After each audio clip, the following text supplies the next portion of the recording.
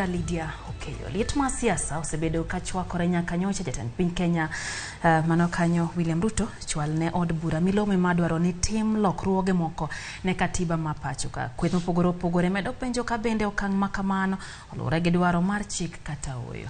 Bende kweth mar Azimio la Umoja penjo gimomiyo jatend Kenya sani chwalo dwaro mar timo lokruok ne katiba ka kinde mokalo ne ok oruako okang' ma kamano. Onge ripod ni ka ikelnwa gi Kristo Wino. Tarik 13 dwe mar 9 higani, Dr. William Ruto ne ochamo muma ka jatend piny Kenya mar 5 kendo singo mar rito pend chik. So help me God. Achiel kuom singo mar jatend piny ne en miyo migepe mag piny owacho mochung' kar kendgi thuolo matayo tijegi kendo miyo gi luor. Giko juma mokalo, jatend piny ne ondiko ne spika mar od bura Moses Masika Wetangula kod nyawadgi mar Senate Jeff Amason Kingi ewi timo lokruok ne pend chik. Moko kuom lokruok ne pend chik kaluwore gi ote mar jatend piny ne en mar chugo apisi mar jatend kweth mobalo kod piny owacho.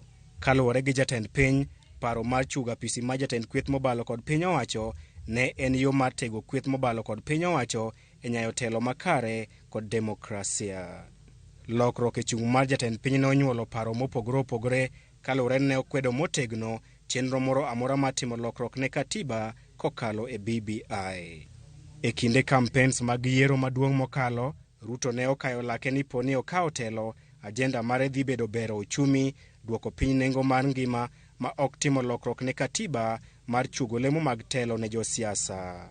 Penjo maduong' en ni ang'o momiyo jatend piny koro loko chung' mare kendo telo ne chenro mar loko pend chik. Okil Kamalo Kawilis Otieno neno okang' ma kamano kaka yo ma jatend piny duoko teko mar kweth mobalo kod piny owacho mare kuom miyo gi lemo. Kura paro ni gi pacha neno ni chal modwaro ni obigi wach mar loko katiba e yo ma dhi pong'o wang' jogi. Koro mondo jok manyalo pinge oling' matin nikech gin be koro giyudo lemo moko matindo ka indi gichamo. Koro gini en mana mare mar survival gi pacha. En ng'ama timo survival politics. Odwa ni mondo yudie nafas moro matin ma ji kik kwede matek. Nikech kikwede to bende iseyudo peace. Leader of opposition yudo peace. Ine mbunge to osemedi CDF. In senator osemi bende oversight fund moro kanyo. Mine mane nyago koko osemedne gi kombe. Yeni koro ji bro dich gi tindo momed gi gik matindo momiyo gi. Koro ji ok birango matek ni to otiyo machal nade. Kata kamano, jaod bura makarachuonyo Adipo Okuome to nigi paro mopogre ka orwako chung' mar jatend piny. Gimoro achiel. Ing'eni gini ni BBI. Ani an a staunch supporter mar BBI. Gini ne BBI. Kamoro ng'ato nyalo wacho ni ang'o miyo okawo girwa okelo. Well, an ok mind. Kokawo girwa okelo mondo okonywa. Alaro kod yango to gima na adwaro chodonjo.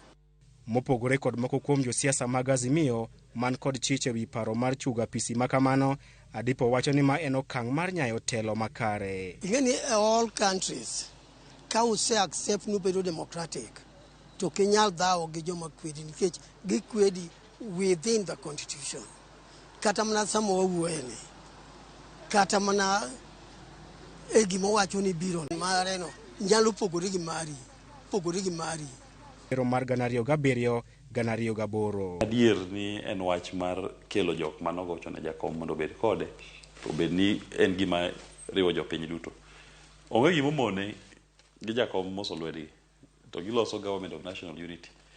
Kibaki kano year 202. Kano pingore gi jakom gini, joma nitie kode e Rainbow. Kibaki no kalo bao bodhi ka opposition kocha bo omo Nyachae omo Jenga Karume gini jok mano pinga nyaka Uhuru mane leader of opposition no omo gi sirikande ba noloso gima iluongo ni Government of National Unity GNU mane en sirikal mane koro nyaka jok mano ogochne kaka ojo opposition nodonje sirikand Kibaki.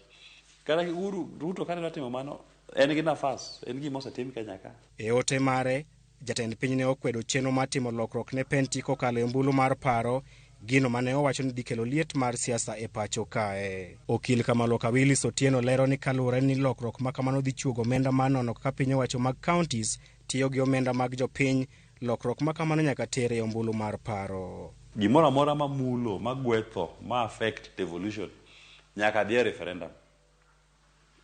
Koro sami idwa loso another system ma idwa devolve godo funds mar CDF ni, midwa keto godo oversight fund ne Senate ni.